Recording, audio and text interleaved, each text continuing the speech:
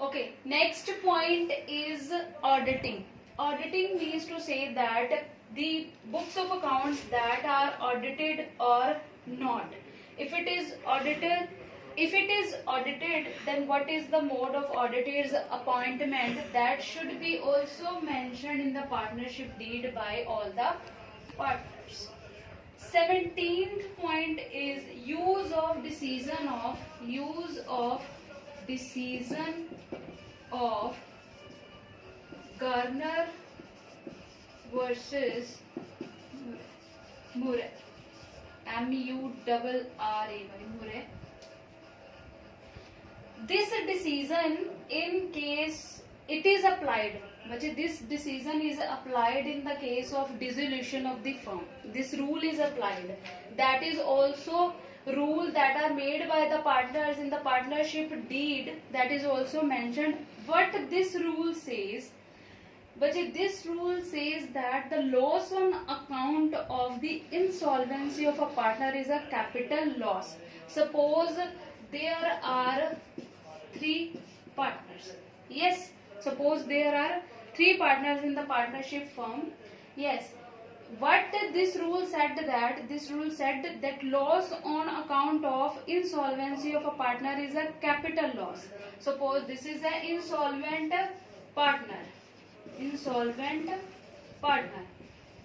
The loss on account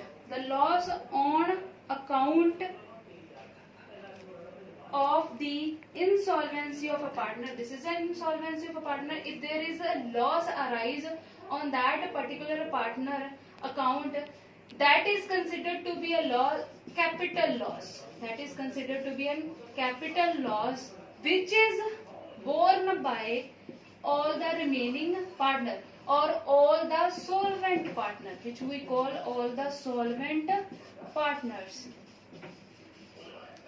which is borne by all the solvent partners in the ratio of their capitals. Yes, that capitals which are standing in the balance sheet. Yes, that are standing in balance sheet on dissolution of firm. On date of dissolution of firm. Yes, that it means. Clear, everybody? The use of decision of Garner versus Murray. This is a decision that are taken by all the partners. That rule said that if any partner is insolvent, yes, that partner loss is considered to be a capital loss.